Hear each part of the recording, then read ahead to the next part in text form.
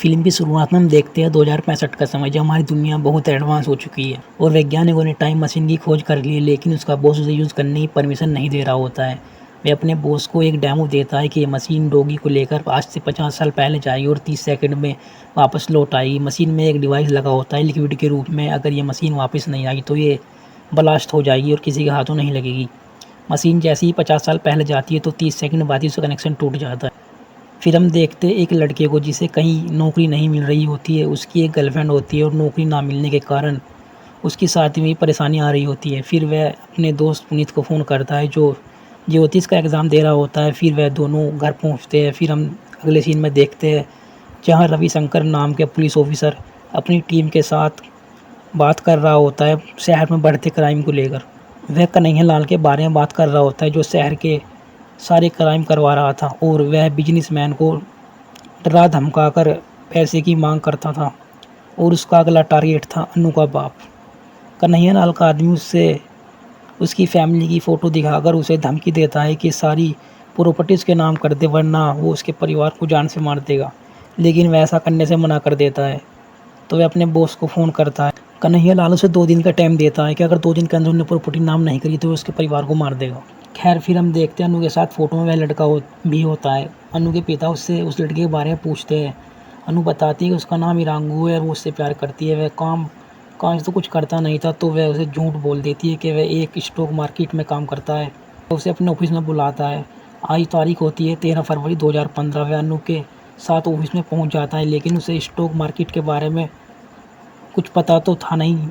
अनु के पिता उसी टॉपिक के बारे में डिस्कस कर रहे होते हैं। वह इरांगू को बुलाकर कहते हैं कि अब इस टॉपिक के बारे में डिस्कस करेंगे। वे इरांगू से सवाल करते हैं।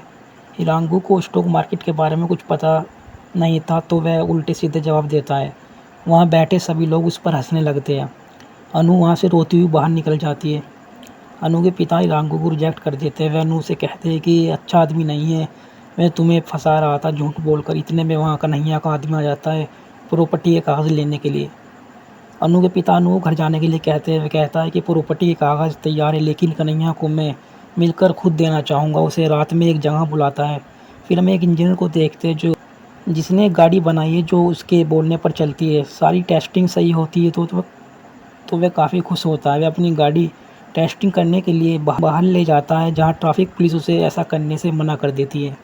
रात में अनु का बाप प्रॉपर्टी के कागजात लेकर कन्हैया लाल की बताई जगह पर पहुंच जाता है, लेकिन उसे कागजात देने के लिए नहीं बल्कि पुलिस वाले से पकड़वाने के लिए। पुलिस झाड़ियों में छिपी रहती है। कन्हैया लाल का कुत्ता भौंकता है तो उसे पता चल जाता है।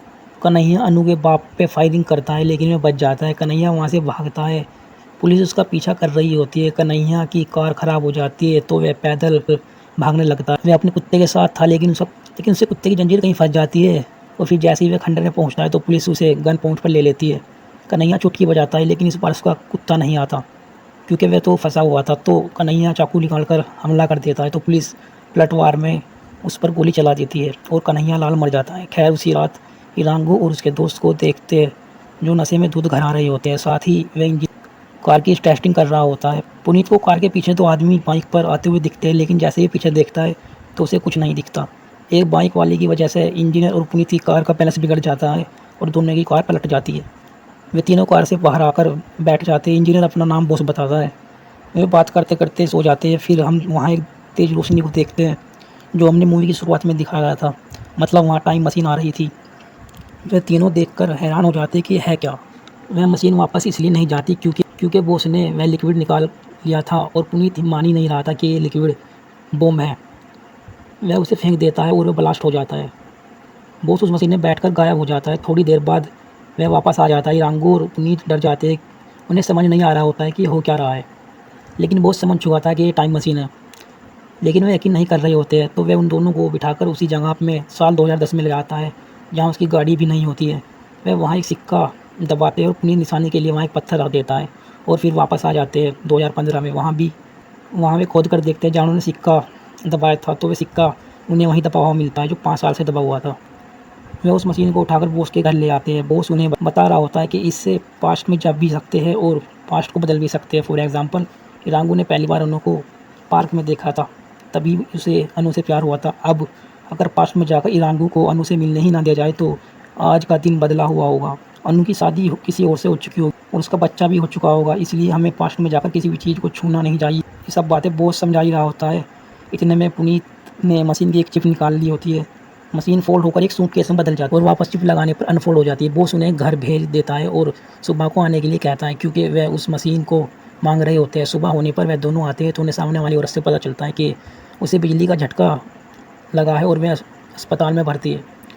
तो वे जैसे ही हॉस्पिटल जाते हैं तो उन्हें पता लगता है कि वो कोमा में जा चुका है और वापस आने पर उसकी याददाश्त भी जा सकती है। वह दोनों बॉस के घर आकर ताला तोड़कर वह अंदर घुस जाते हैं और वह टाइम मशीन से पास्ट में जाते हैं जब बॉस को शौक लगा होता है उससे पहले, ताकि बॉस को शौक लगने से बचाया जा सके। वे देखते हैं कि बॉस उनकी बुराई कर रहा होता है और वह पास्ट में जाकर जब वह इन दोनों से मिला था उस समय को बदलना चाहता था ताकि मशीन में खुश रख सके। और इरांगू और पुनीत टाइम में वापस आते हैं और मशीन को लेकर अपने घर चले आते हैं। अब सोचते हैं कि अब इस मशीन का वे क्या करेंगे। तभी उन्हें एक आइडिया आता है कि वे पास्ट में जाकर बहुत सारा सोना खरीद लेंगे, और क्योंकि उस टाइम पे सोना काफ़ी महंगा था, और वापस टाइम में आकर उसे बेच देंगे, ऐसे वे अमीर हो जाएंगे। खैर वे ऐसा ही करते हैं। पास्ट में जाकर वे बहुत सारा सोना खरीद लेते हैं एक ज्वेलरी की दुकान से 2500 रुपये में। फिर जैसे ही पैसे देने देते हैं तो ये पैसे आज के समय के होते हैं और उस टाइम पर तो वे चलते नहीं थे। तो पुलिस उनके पीछे पड़ जाती है उन्हें पकड़ने के लिए। जाली नोट चलाने की वजह से प्रेजेंट में आ जाते हैं।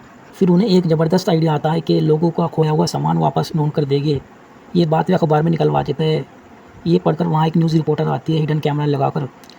पुनीत ब्लूटूथ के जरिए इरांगू से कनेक्ट रहता है और वह उसे टाइम और जगह बताती है। तो इरांगू उस जगह और टाइम मशीन की मदद से चला जाता है और उसे पता लगता है कि वह एक रिपोर्टर है और उसने चैन अपने हाथ में ही बांध रखी होती है। तो वह उसे उसकी असलियत बता देता है। ये टीवी पर सब देख रहे होते हैं।